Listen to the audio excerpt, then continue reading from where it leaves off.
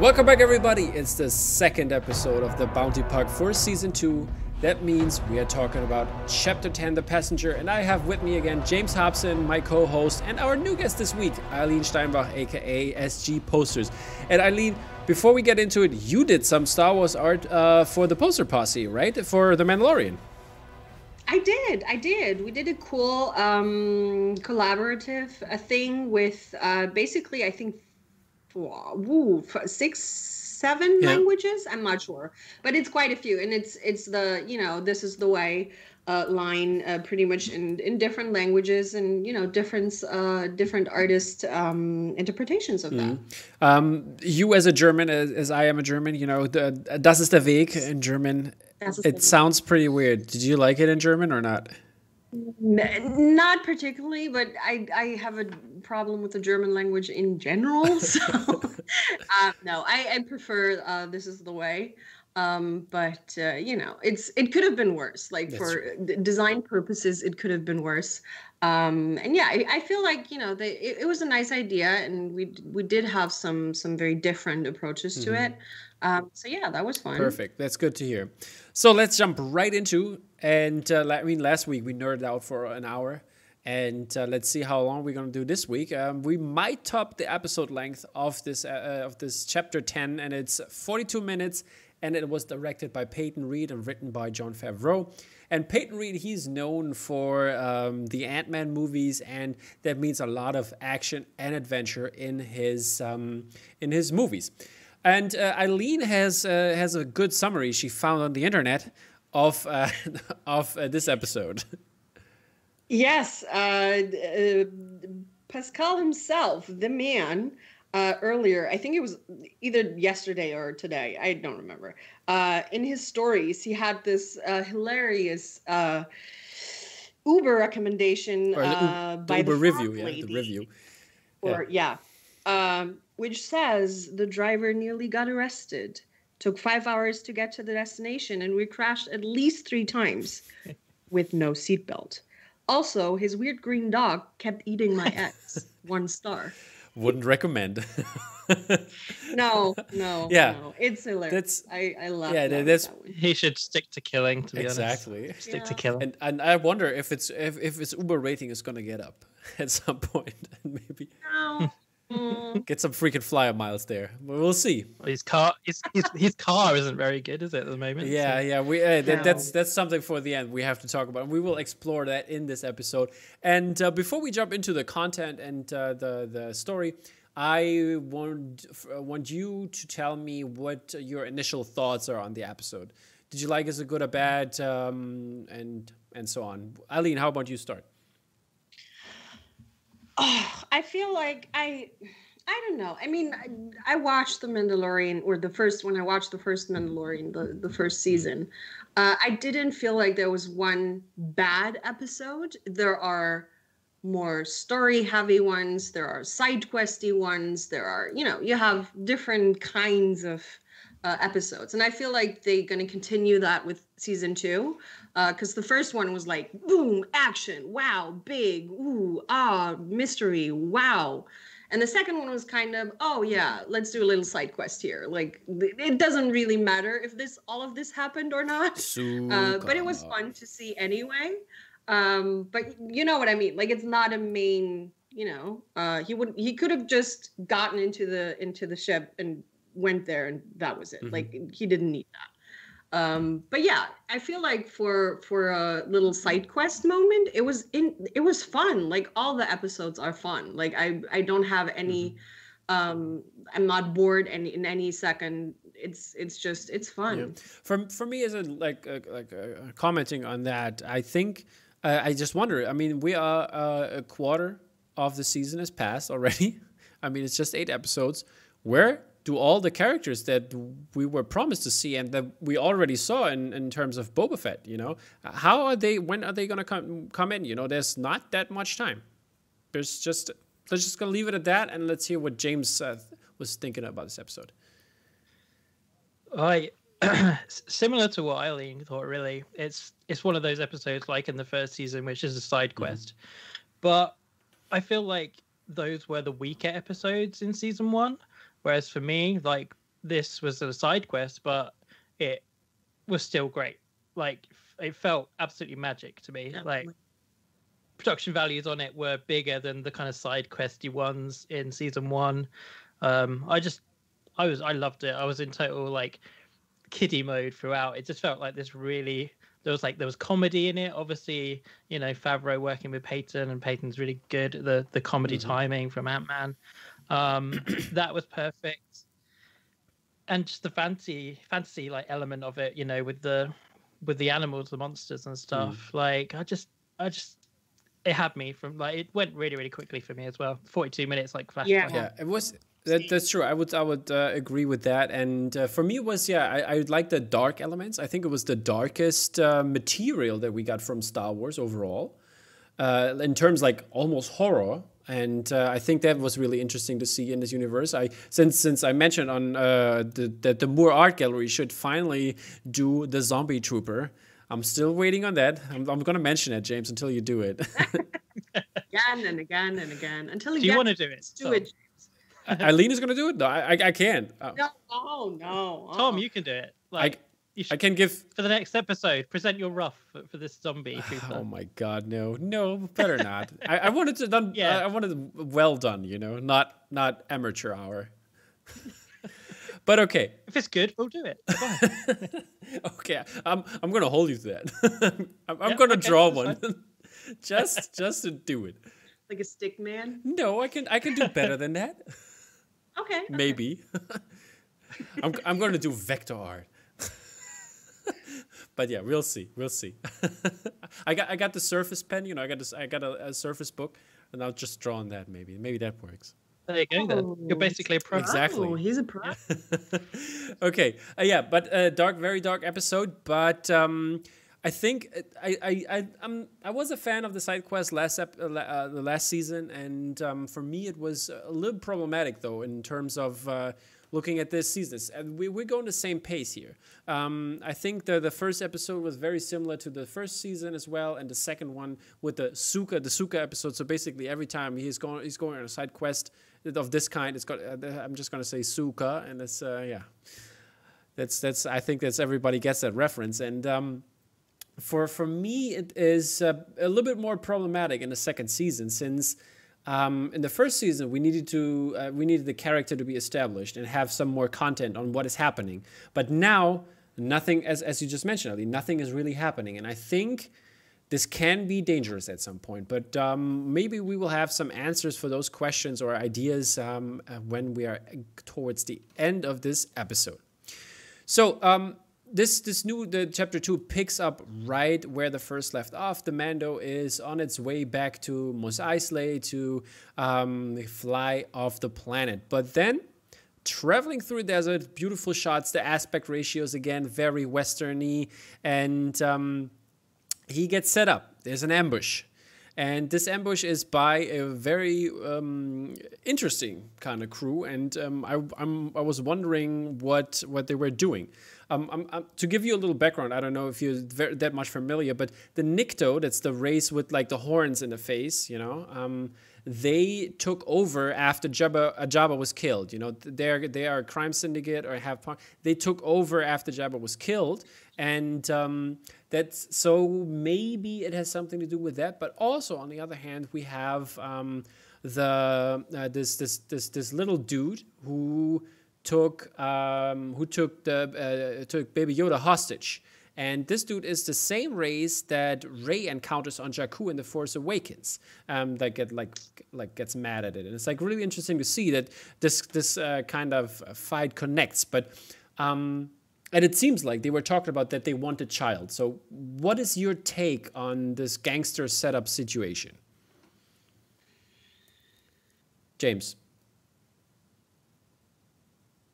It's very mysterious, basically. We weren't really given that much, were we? It seems like they definitely have sent the word out to go and get the asset. So it seems to be permeating, throughout the galaxy. It's obviously a thing that's wanted.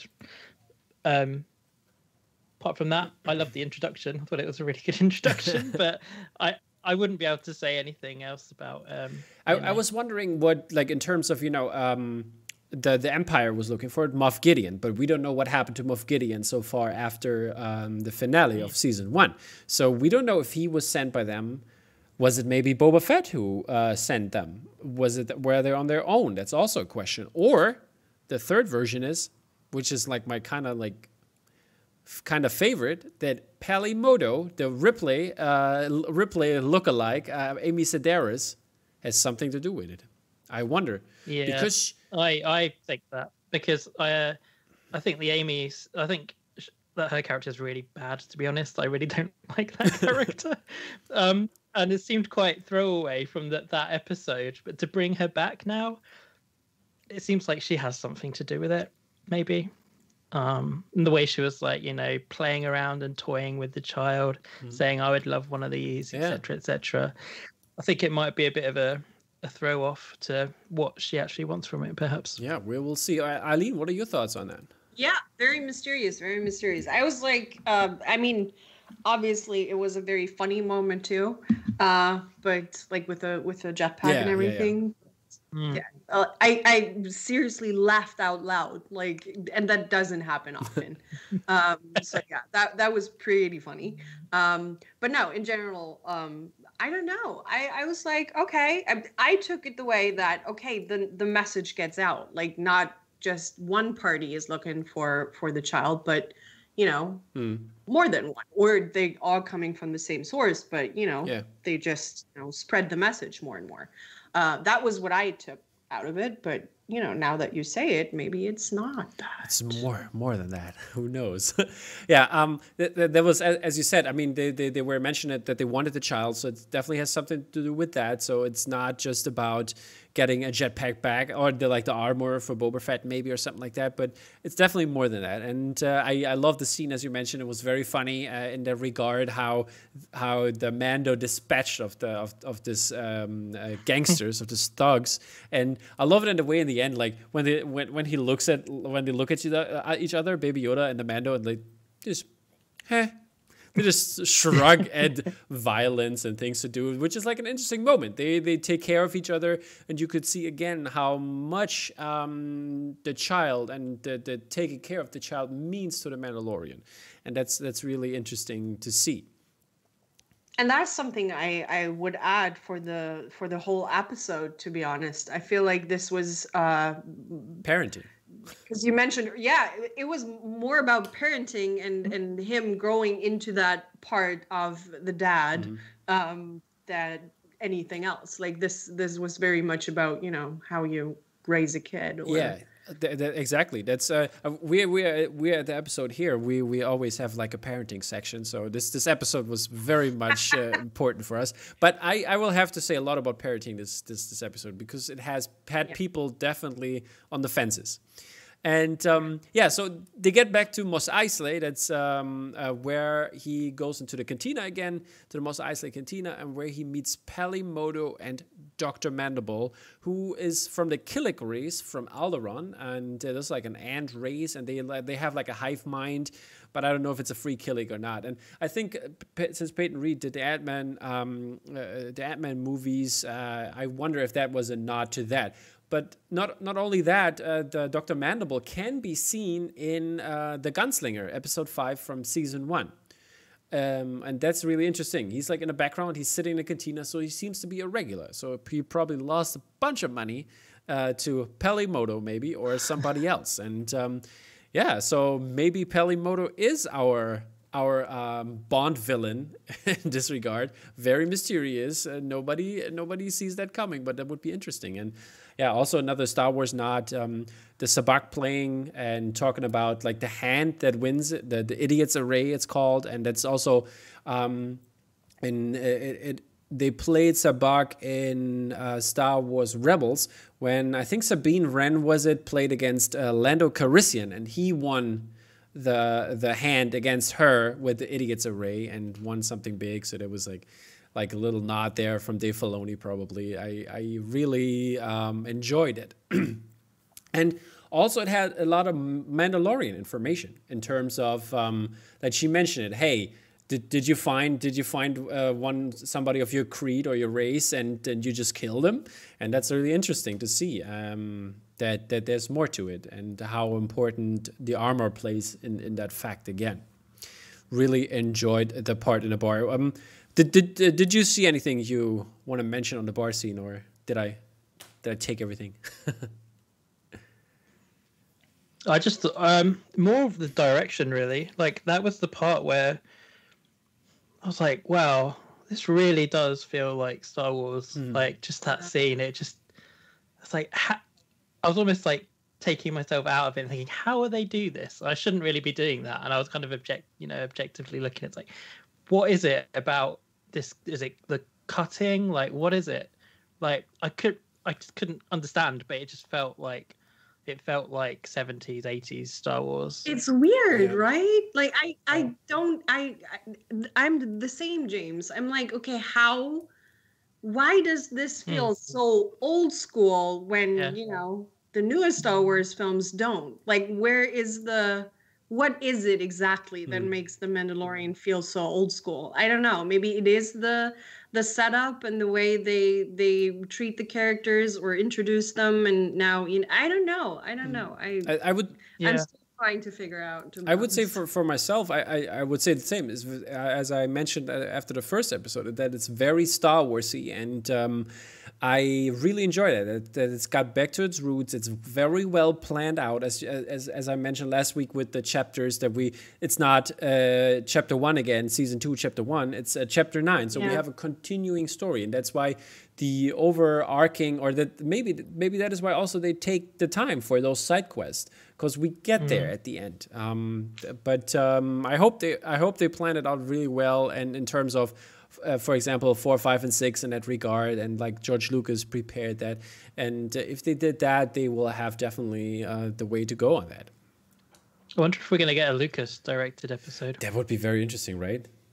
I wish that would be possible, but I think that would have popped up on the news somewhere. I mean, he's been to the set, but that would maybe in the next series, like, because he does seem very involved with it, obviously with Filoni, but it would be great, like, next season, if, like, that would be awesome. Even by surprise, you saw the last episode and it was like directed by George Lucas. It was like, oh my god! Oh, that would be a Baby Yoda reveal moment, like. Yeah, he says, like, Baby Yoda says his first words, and it's like, Lucas. Oh my god! That would be great. I would love that. No, but seriously, another thing I wanted to mention again, and I know you talked about this, or everyone is talking about this, is the music. Yeah. I just can't get over how good that theme is and how good the variations are, and just I'm sitting there every time. I'm like, this feels so much like big cinema. Yeah. Like big screen. Yeah, thank you for mentioning that. I mean, last week we did talk about it, I think, or just very, very briefly. And yeah, I know, Tom, you mentioned it before, like when. Okay, I did. Okay, but yeah, I love the music. The music is incredible. So like, I hear it at least once a week, and I remember like when the first episode came out, I had class. And I put up the soundtrack in class just for the students while they were working. So I was like, okay, guys, you have to sit through this, either if you like it or not. And it was fun. And I remember one of my students, shout out goes to you, Lau. Because he watches, he's a big Mandalorian fan. He watches also. And he was like, when the first episode came out, he was like, he stayed up like till like 12 o'clock, so that like right at that, but he didn't know, or he didn't realize that it is a Pacific Standard Time when it comes out. So he didn't know that would have been released at 8 in the morning or 9 in the morning at that time. And so he was like waiting for it to pop up on Disney Plus, but didn't. So I was like sitting in class with him. I was like, hey, look at this, and I turned the screen around, and it was there, and he was like, oh my god. Oh, that's so cool. Yeah, that was fun. But yeah, also fun was when they went on to the next scene and had a little barbecue. I loved the nod they had again. Last week we had a pod racer popping up. This time we have a pod racer again. The pod racer And I saw that one. I was like, oh my God, I'm so proud that I saw that. I thought no one else did. But yeah, of course, everyone did. Yeah, love the pod racer engine again, and how they grill the meat there, and with like the different droids. That was really cool to see. And Baby Yoda is all over the meat. He's in love again with the meat, which is like really interesting. He wants, like, I think it's for me it's like a kind of metaphor which we will see throughout the series, that he grows, that he makes different noises now and looks at this meat and, like, you know, this kind of resembles this way. And also a little fun fact, they have in Galaxy's Edge in the Disney theme park, the Star Wars Disney theme park, they have actual like a big engine where they grill. They call it a pod racer engine as well, so they grill it on there. So maybe that's also a little hint on that. That's a definite nod to that. Definitely. Very cool idea. And yeah, this is the scene is very interesting because there's a lot of stuff happening. We get introduced to the passenger, and the passenger is the Frog Lady, who is also in the Gunslinger episode. She's also hanging out in the background. In episode 5, she's also hanging out in the background. So it's not her first rodeo. And she is portrayed by Misty Rosas, who also played Quill in the first season. A little fun fact on that end too. Wow. So it's the same person, and it's very interesting where they want to go. They want to go to, Pelimoto basically doesn't know her really well, but pretends that she does, and basically kind of like... Yeah, see, this is all mysterious, right? Exactly. Like, that's... Yeah, she white lies her way like towards the Mando, and that's like interesting to see. And yeah, she the Frog Lady she doesn't get a name, and which is also again like an interesting concept in terms of the language barrier that they have, and the cool sounding language they do. And this language barrier we had it with the Tusken Raiders, and now we have it with the Frog Lady. And she wants to go to Trask. That's like a water planet, and it's near the Kol Eben system, which has been mentioned in some books before. And the first thing we see is that Baby Yoda is very much in love with those eggs she's carrying, because they're the last of her kind, and she wants to get to her husband, who made a home on Trask for her to breed or have their kids.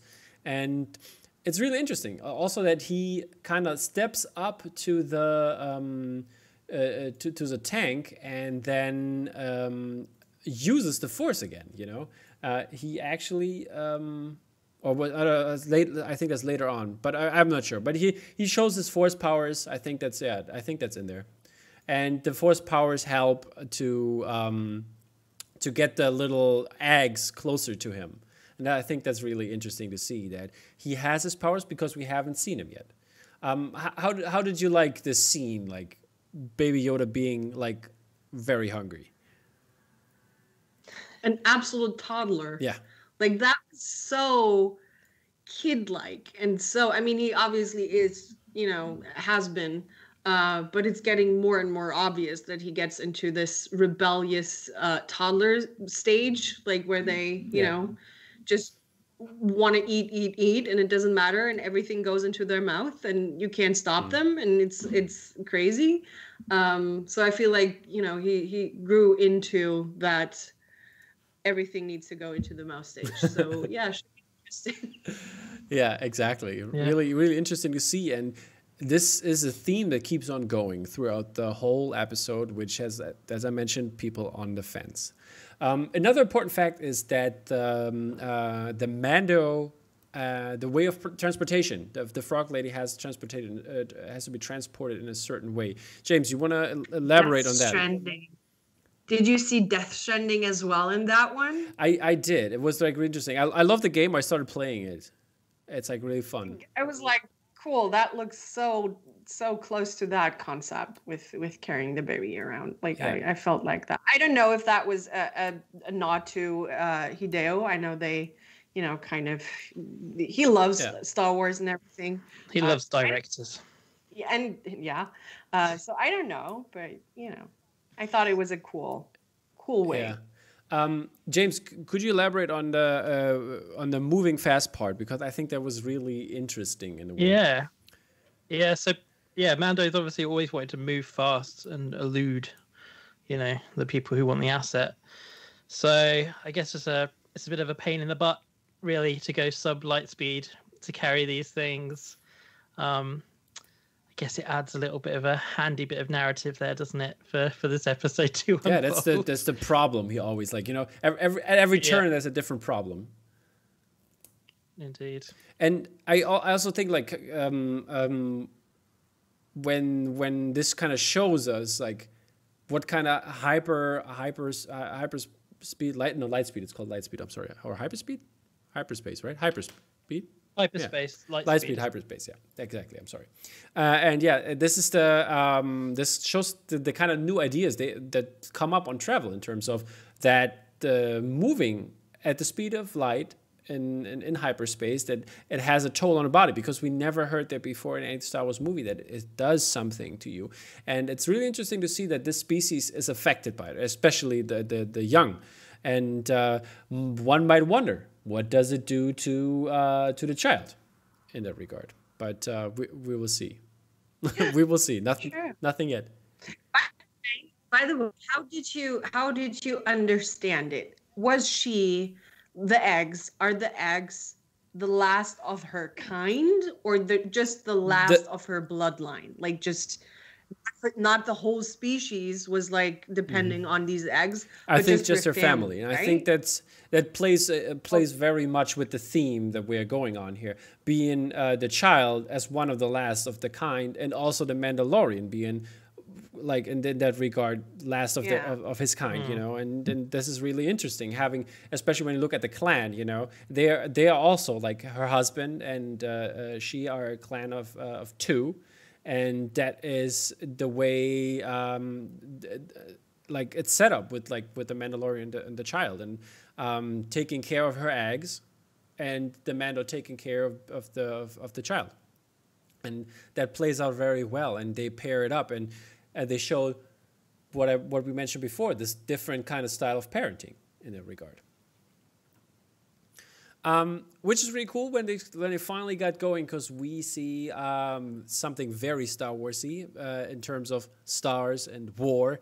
We finally see again some X-wings. Some X-wings, they come up in the space because they find them very easily, since they can't travel that fast, and it's really cool to see who is on board of those ships.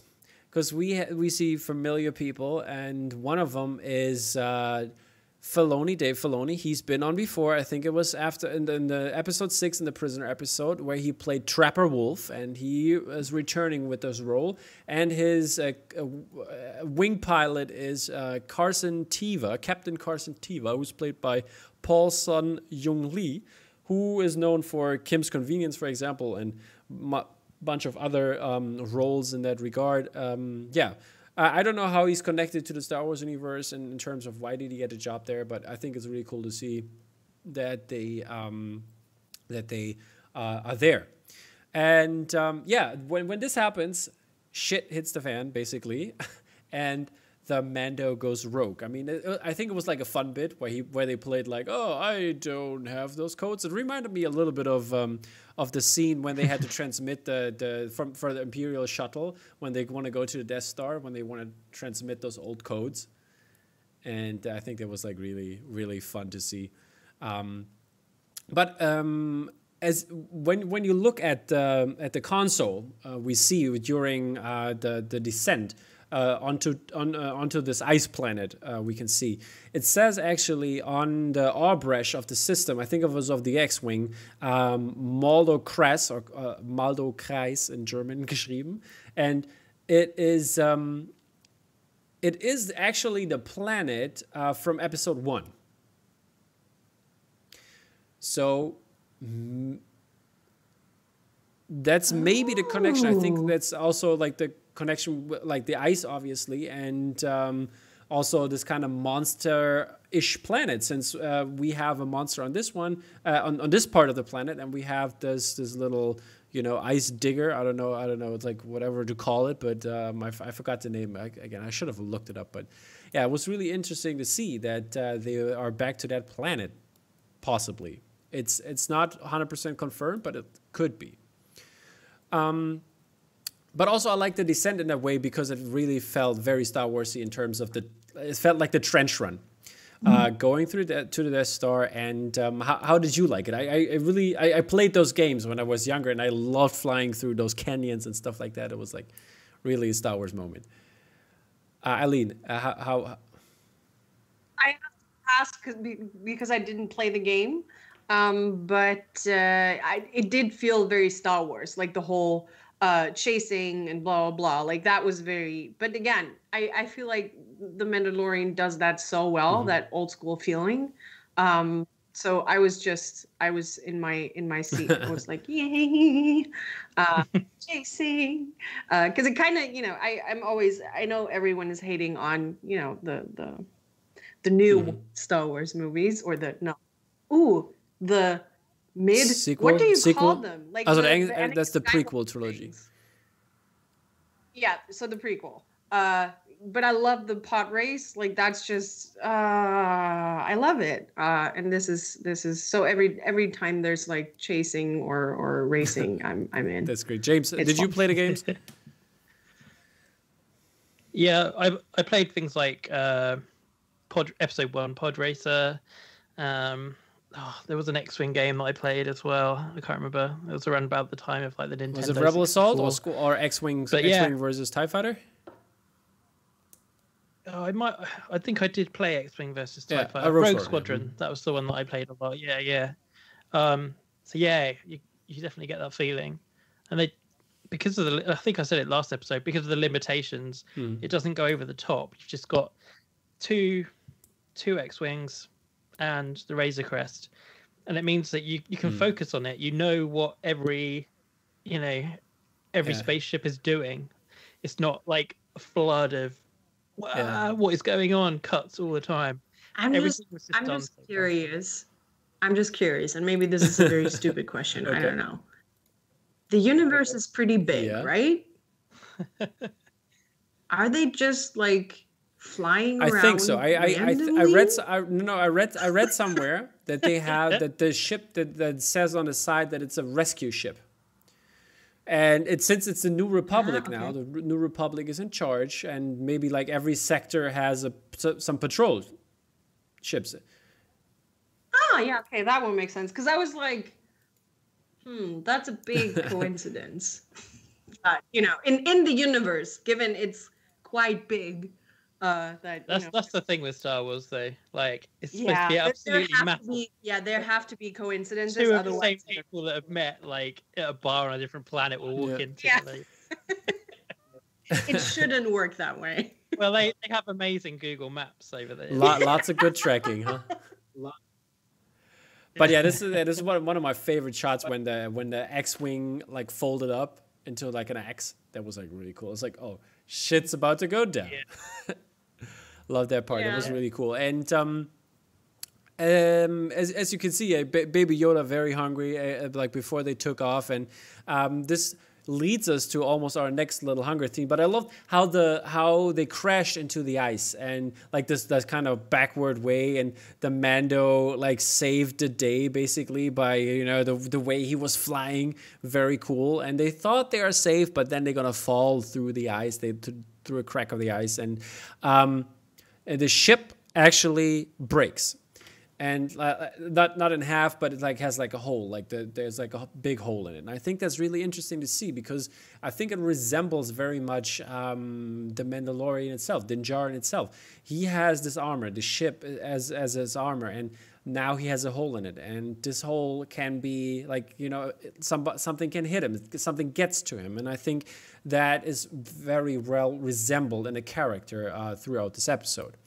And that is also really interesting that the Mando basically shakes her off in that regard because they cannot do anything. It's too cold. They don't want to repair it. And Baby Yoda is hungry again, goes for them. Mando says, no, you can't. It's really bad. But he's like not. And that was such a dad scene. Like, I was like, oh. But for me, I think that one problem I had with this was like, he just ate this lady's eggs, you know. And he's just like, do.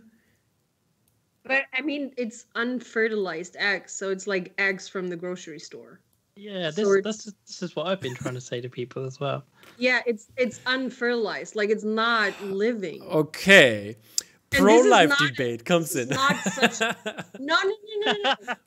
They're actually not fertilized. It's just eggs floating around. Like I'm sorry, but if you want to make Baby Yoda evil for that, I'm like, dude, that's oh boy, no, that's too far. I'm sorry. Yeah, does he have awareness of like, or does he just see them as like, they taste good? Exactly. I know they taste good. That is the other question. Like, is it with any child that doesn't know right from wrong? I wonder about that in a different way. Since when we talk about the eggs and like a Baby Yoda eating them, that also gives us a good idea about what the species does like. I mean, he ate the frog. He like eats like those kind of frog babies basically, or and it's really interesting since Yoda exiled himself in Dagobah, where it's like very swampy. So this connection, yeah, he knew what he was doing. I'll go to Dagobah. If I'm going to be on my own for a while, exactly. Just gonna eat everyone. You should have been really fat, like Fat Thought. It would when be Luke interesting. Showed up, they'd been like, "What are you doing?" Yeah, it has like those like Max and Moritz has like a chicken leg out of their mouth when they like super full, have like a frog leg out of their mouth. That would be fun. No, but seriously, I mean, it's like us eating caviar. Like it's basically the same thing. Would you eat the caviar, but basically saying, hey, those are the last eggs that would be after that there will be no caviar anymore? No, I wouldn't, but I'm an adult person with intelligence. But it's a baby. But should the Mando be more of a dad then, or more of a parent, and like actually punishing? No, they had to get somewhere quick. They were getting back to sleep. Yeah, I mean, he is a dad. I don't think he's that much of a dad yet. Yeah, okay, he's still learning. Okay, I'll give you that. It's okay. But yeah, so Baby Yoda went hungry again, and he ate actually an egg, which was like this. That was like the first time. It was like really cute, like gone. I like that part. It was like really fun. But yeah, I tell you right now, people. Since this is a spoiler talk, it's gonna happen more often. And yeah, so they went to sleep, slept a little bit, and then the language barrier we had at the beginning comes up again. I think it was really cool to see because in the recap we see episode 6 again with Zero, a Q90. That's the droid's name, and. What this scene resembles is like really interesting. They have a language barrier. They don't understand. The Mando mentioned it. He speaks 6 languages or whatever, but the frog language is not one of them. And we always like, or most of the time when we look at Star Wars, we see other species more of since they speak a different language, more of not as smart as the human species or like the species that speak basic. And for her to rewire and pass security protocols and everything to rewire the Q90 to make him speak was really, really cool. And I have a lot of respect for that. And I think that was really interesting to see that. What did it make you feel, this scene? I thought that was such a cool. Sorry, Eileen, you go. No, she's smart. I just want to say she's smart. James. Yeah, it was, and like the droid is voiced by Richard Ayoade, who's like an amazing British comedian. So just to hear him again as a droid, like that was awesome enough. But I thought it was such a smart idea, and the more they do with droids, with Babu Freak, repairing droids, droid shop, taking more of that, not just having a droid as this kind of, androgynous almost like being, but using their functions and things like that is a really, really cool idea. Yeah, me too. I really enjoyed that scene very much, and it gave like the desperation the frog lady has towards her, like conserving her species, and I think that also gave the perspective of the Mando in that case, since he was the one basically saying, yeah, no, it's cold. We cannot move, we cannot do anything. But then he questions his honor actually by speaking to him, and now he understands it. And I think that's the spot, the sore spot in his metaphorical armor he has. You know, like now it's in a ship. The ship is broken down, and now she shoots at his honor, and I think that's what got him, and that's why he basically said, "Yeah, you're right. I'm a Mandalorian. I need to take care of you. I made a deal. I need to do this." And then he actually starts repairing it, and the frog lady moves on and finds this very, very cool hot spring. I think that looked very cozy. Would you jump into that hot spring, people? What would you say? With her, of course. She's probably a fun companion. Yeah, she seemed pretty fun. I don't know if I'll be like in there with the eggs. It's like balls, you know. It's like water balls, you know. Okay. I wondered where we were going. Like whether I'd have to strip down to go in there. It's like, yeah, it's the balls, you know.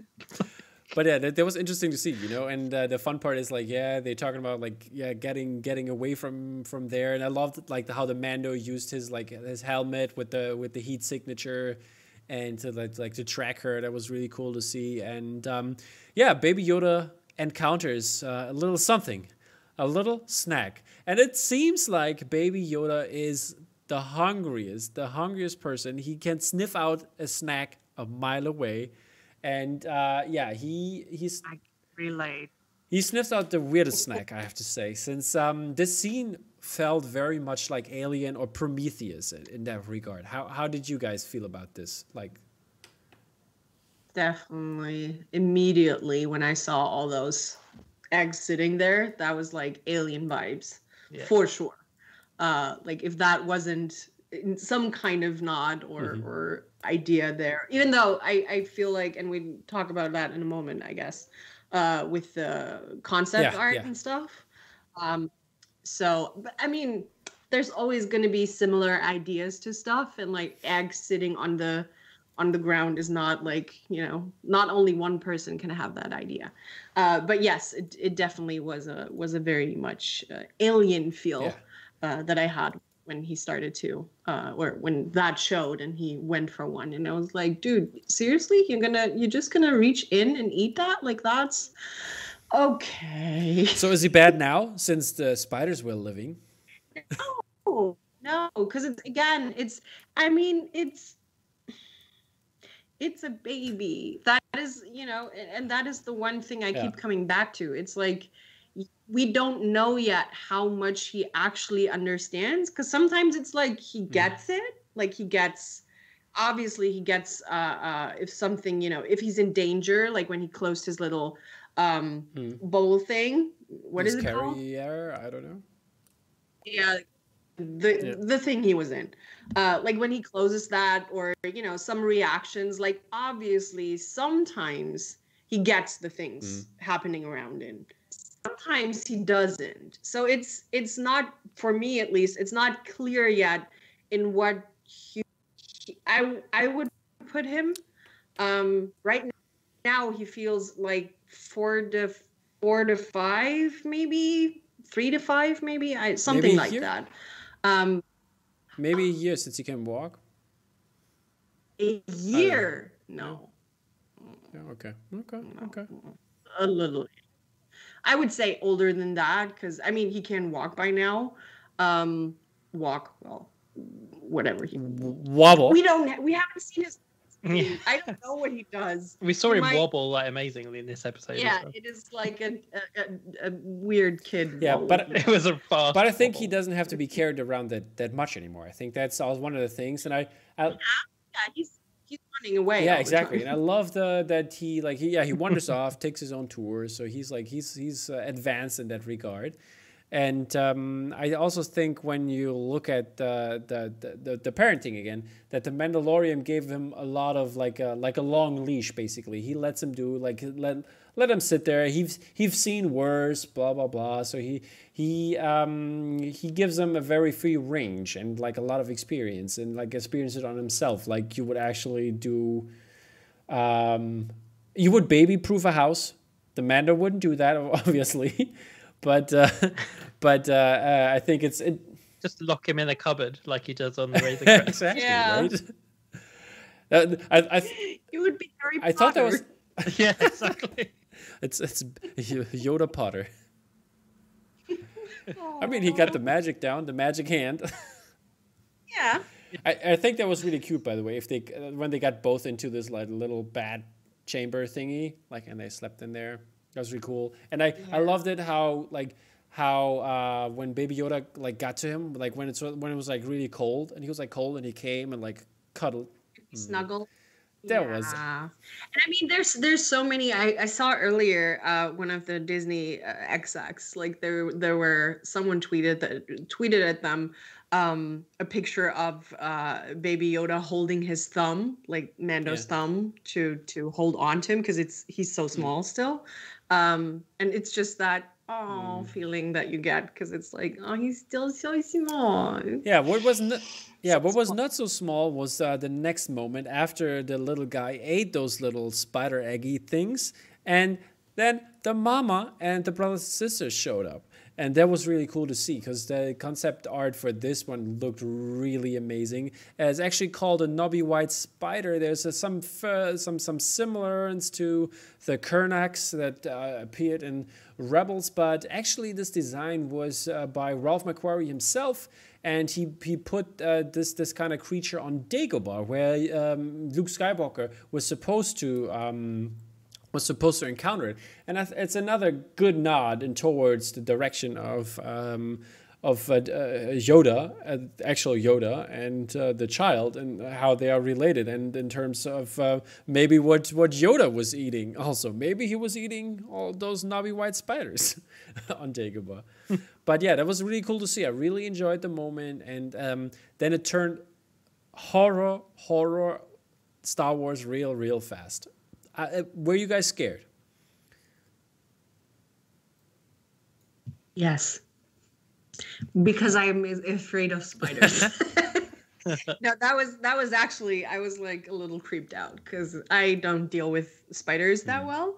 So, and it's not even, that's the fun part. The big one didn't bother me that much. It's the little ones, the mass of the little creepy crawlers, ones that is just. Yeah. Oh no, yeah, no. I had a hard time looking at that. But I read the other day, which I thought was such a brilliant thought, that those spiders, like the big ones, there were supposed to be some kind of mixture between animal and plant, and something about when they die or when they are old enough or whatever, that they turn into trees. And it's, Jesus, that is such a cool concept and just such a cool nerdy fact. I really loved when I read that. But yeah, no, it's definitely, I was like, okay, is this a horror movie for a sec? Like this was not fun. Like I felt very much like Baby Yoda in that Exactly, yeah. And they ran away. That was like really cool. I think this chasing, they got like, they wanted to repair the ship. Now they got into another problem again. The adventure ensues again. They run away from those spiders, which was like turned into a lot of killing and shooting, which would like, I think, look really cool with the blaster, with the red of the blaster, and the white of the ice that we see there. That was really amazing to see. And yeah, when they are in front of the ship and they're fighting there at the ship, that looks just incredible, and fighting it all off. And what I wanted to say was, I forgot for a second. I love the way that the frog lady is not just presented as another humanoid being. I think that was really interesting to see that she actually hopped away from the danger. I love that. Yeah, so she was faster. Yeah, that made her, and like used her skills and basically her species traits, and I think that's really cool to see that it's not just, since when we look at all this other Star Wars characters, there's only the Ithorian, which we don't see. Those are just like those snail thingies, you know, those big snail thingies.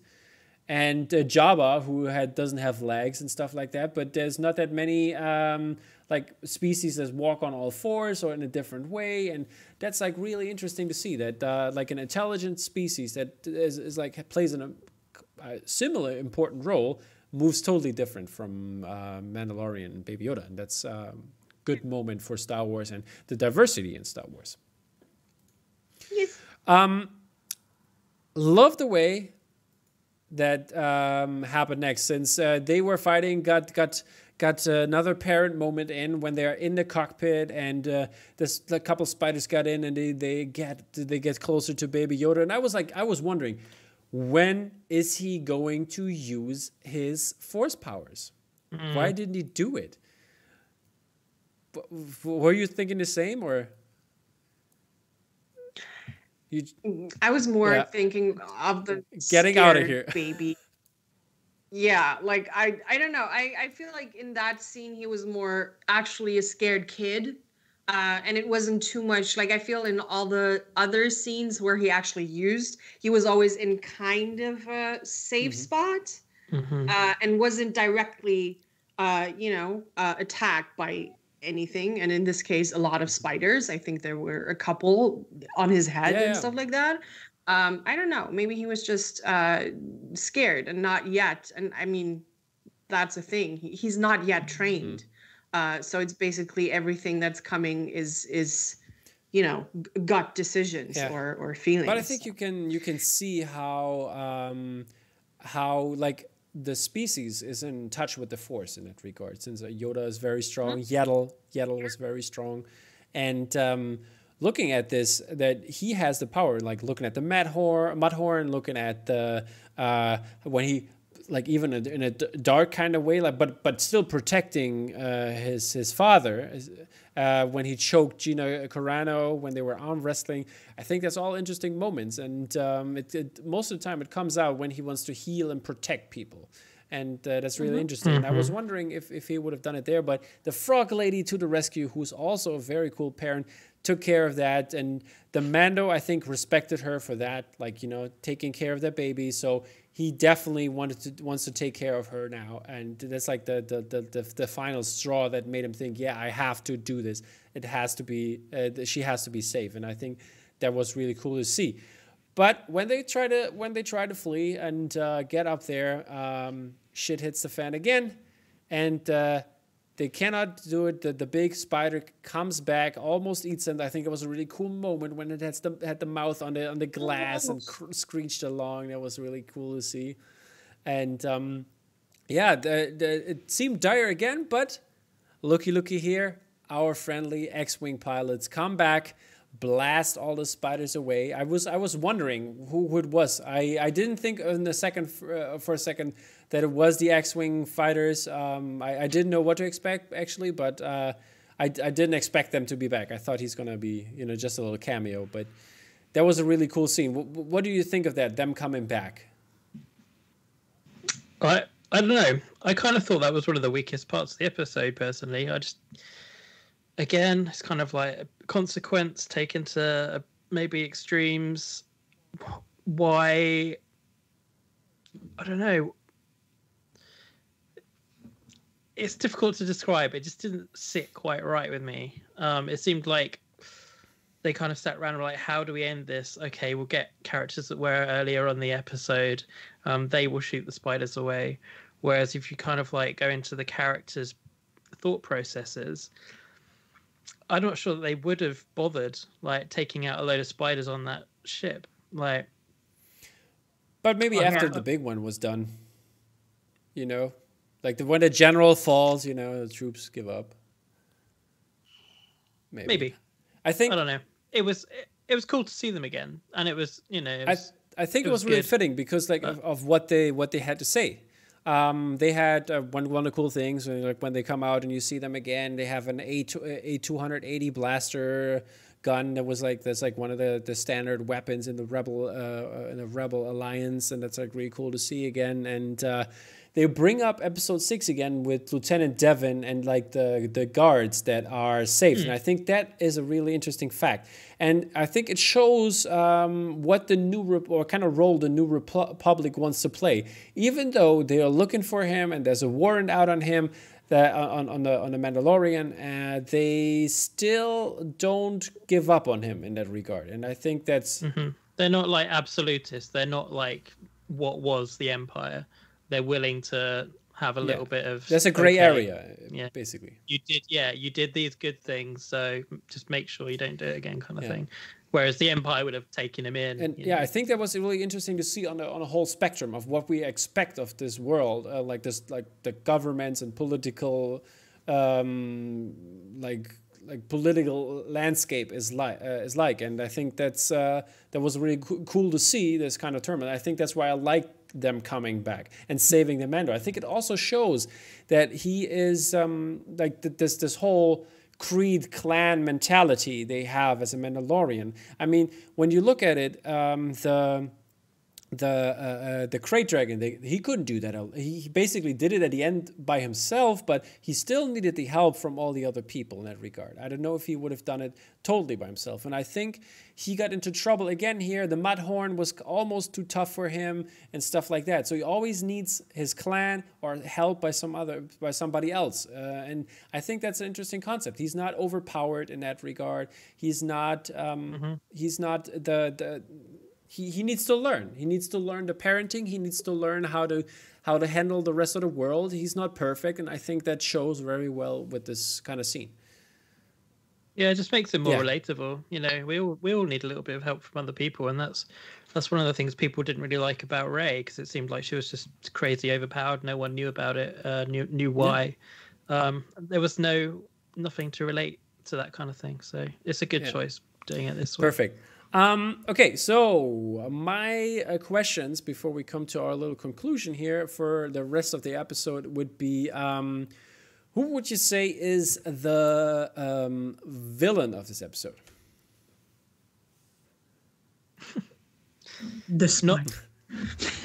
Not Baby Yoda. No. I know that is because I read into that for a moment before we started this, and I was like, is this actually a discussion? Like, are we actually making Baby Yoda evil now? Okay. No, sorry, I'm not buying it. I'm gonna go with the evil. Obviously, was the spider. Yeah. Period. Okay, but like, I have a question for both of you. Would you say basically in terms of not evil, but that he does evil things, that it's like played down with comedy and not really a thing? Nah, I don't buy that at all. It's grocery eggs.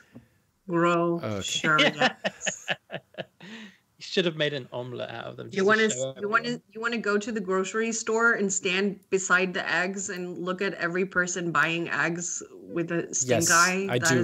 I'll do that at the meat counter. Like, that would have been a chicken. What are you thinking about? Yeah, no, sorry. I'm out when it comes to that Okay. But yeah, maybe you people out there have a different opinion. Let us know in the comments what you think. Who is the villain of this episode? A lot of people do. Okay, next question would be, where's Boba? Chilling. Yeah, chilling. He's having a barbecue with another pod racing engine. Okay. So is he on? Maybe is he in league with Pelimoto? Is he doing his own thing? Is he on the lookout for a Mando? Is he from this planet, from the other planet? Is he on this other planet the Mando they're looking for? Questions or questions? I feel like they wanted to tease it. I personally don't think we will see him until the very last episode of this chapter, this season. I think it was a nice teaser for the first episode, and I think it's going to come to an end in the last episode. But I don't think it doesn't really matter what he does, because it's unless there's a bigger picture, as in whatever that might be. I don't know, maybe family, maybe not, but you know what I mean? Like we will see. Like we will see what the idea it is behind it, and if they how they do it, and I don't know. But I was very convinced that this was just a tease. Like I was very convinced that we won't see him in this episode or the next or whatever. I was like saying last week as well that he's not going to show up in this episode. No. Okay. That would take away too much, and that would have to be another big thing coming. To keep people interested, but no. Okay, what would you say is the frog lady? What's her deal? Yeah, I guess we're gonna see her again. Definitely next episode. I mean, since she has to land on the planet and connect them to whatever's happening next. But is there more to her, or is she just basically just like the first couple minutes and then gone? Yeah, I think so. I feel like she was more to show that whole parenting situation. She was more a example of another parental figure. Like I don't think she serves any more purpose there. Personally, I don't know. I would say the same, but just the fact that she was linked to Pelimoto, like, makes me think maybe there is something going on there. Maybe, but at the same time, maybe she was just like an in between that takes Mando onto something which will carry on the narrative a little bit. It's hard to tell. She reminded me a little bit of the caretakers in Last Jedi on Arc 2. They are also like this kind of fish species, and it's like a water planet that the exile of Luke is, and I wonder if the frog lady is also maybe not a caretaker, but she maybe has some intimate knowledge about the Jedi, or in that regard, so that she can help in that regard too. So I wonder where this is going. And as we established, she's not stupid or anything, so she has maybe a greater purpose. But we will see that in the next episode. Maybe the husband is. Maybe the husband is. Maybe he is a Jedi. Oh, that would be crazy cool. That would be very cool, actually. Frog. That would be great. Yeah. Another question would be: is the New Republic an ally or an enemy? Depends on which side you're on. Yeah. Let's say for the perspective of our show.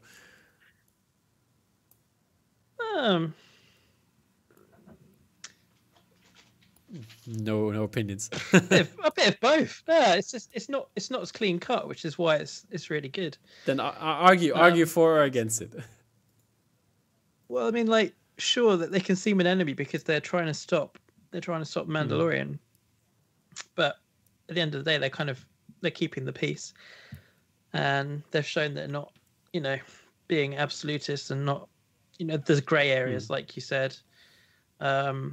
In the scheme of things, I don't think they'll come out as being the bad guys, the enemies. Okay. I think they're just part of the world, and we see how the world has moved on from when the Empire were in control. Okay, then last question: who are we going to see in the next episode? Is there going to be a big reveal? What do you guys think?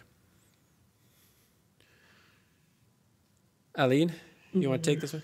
I'm going to say yes, just because I feel like a new planet is always a good chance to introduce someone new. So I feel like yes, there were some mentions of castings. Do we know who was coming? It could be, since we're talking about Mandalorians, it could also be that the Mandalorians in some sort of way show up. It could be the armorer that we know from Navarro. It could be Bo-Katan, who's played by Katie Sackhoff. She's definitely on it. Ooh, right. And Sabine Wren also, who was in Rebels. She was in League with Bo-Katan, had a lot to do with the Darksaber. That could also play in part. Or It could totally different, be like a different creed or a different clan that he encounters. That's my take. All of the above. All of the above. Maybe all of it. Yeah, that would be interesting. So Trask is the planet Yeah, they're going to. exactly. Is that right? That's the water That's planet. the water planet, yeah. So in all of the like early trailers and stuff, we saw them on a boat and things like that. I think that's one of the scenes definitely we have to look at here. And we saw someone who people were thinking it might be Sabine, was it? I can't remember. No, it looked like a Jedi or like an acolyte or something like that, like from the dark side. Also, but maybe it was also because they had in season 7, I think it was it 7 Clone Wars? Yeah, where they had like the Mandalorians, Bo-Katan and her 2 friends. They had the hoodies on, but they were wearing a helmet. So I don't know if that's not too Mandalorian, but maybe who knows? So it might be that episode where I think so too. I think that's the planet we're talking about. Okay, people. So before I let you go, I want you to tell me what was your favorite moment of the episode and rank the episode in terms of 0 to 10. We're going to start with our guest, Eileen. My favorite moment was the very, very last. I really liked the little, the way before he did that, he like gobbles it up. All sneaky. Yeah, it was just cute. It was, what can I say? I'm a sucker for that. Rating, I would say last week for me was a 9. This week was a 7. Okay, fair enough. James, how about you? That last scene that Eileen mentioned, I was convinced that the frog lady like ended up giving him one just to kind of like say we're kind of friends now. Eat my kids. I know, right? Like I don't know why I thought that. I spoke to other friends, they're like, what are you talking about? I thought it was like kind of like a play on the way that he was being really naughty with the lever, like the little knob thing in season 1. I thought it was like a play on that, as if like they looked at each other and she was like, "You're okay, have one." I know, but that's the way I thought, and I was like, "Oh, that's so nice, that's so magical." But everyone else was spoken to were like, "Nah, he was just eating and being a little dick." Yeah. Favorite scene. Wow, there were so many. I laughed really hard at the first scene, to be honest. The ambush, with the guy just falling down and like being thrown. I thought that was awesome. Really that was some good Ant-Man humor right there. A lot of cool adventure stuff in this episode. Sure. How would you rate it, James? Probably 7.5 to 8. Okay, cool. 8, probably an 8. I did really enjoy it. Right. Like there was nothing much. It didn't give us that much new, apart from everyone now saying, "Oh, Baby Yoda's like eating." He's like things. a hungry hippo. We know he's a hungry hippo. Like, come on. No one complained. By the way, no one complained when he was eating a frog and it was hanging out of his mouth. Like everyone was like, "Oh, it's so cute." But this like was like a one-time situation. Everybody loved like when he was eating soup like a normal person. but now this time he was like, what is normal? And again, what is normal for you as a human? It's not really. But gobbling up, like hey, those are the last 10 things of my family. First time was cute. Second time not so much. I'm with James. Okay, I guess I'm the bad parent here, I guess. You are the good parents. And my favorite scene of the show was definitely the spiders. I loved the horror element to that. So that was really cool to see. I love that. And I would rate the show also 8 out of 10. For me, as James mentioned, the story didn't push on that very much, but I liked the adventure we had, the action adventure, this little side quest again. very similar as the beats are in season 1, and that's really cool to see. But yeah, okay, guys. Thank you so much for watching and tuning in. Thank you, Eileen, for stopping by and being our little guest host critic here for this week's episode. Next week, we're going to have another Poster Posse member on. We're going to have Dolly talking to us. Dolly is going to be on for the next episode. I'm going to be excited for that. And I can already announce that another Poster Posse member is going to be on for the 4th episode. No. It's going to be Don Thompson. He's going to come on. No! And then hold your heads, people. Episode 5, we're going to have an ex-Poster Posse member on.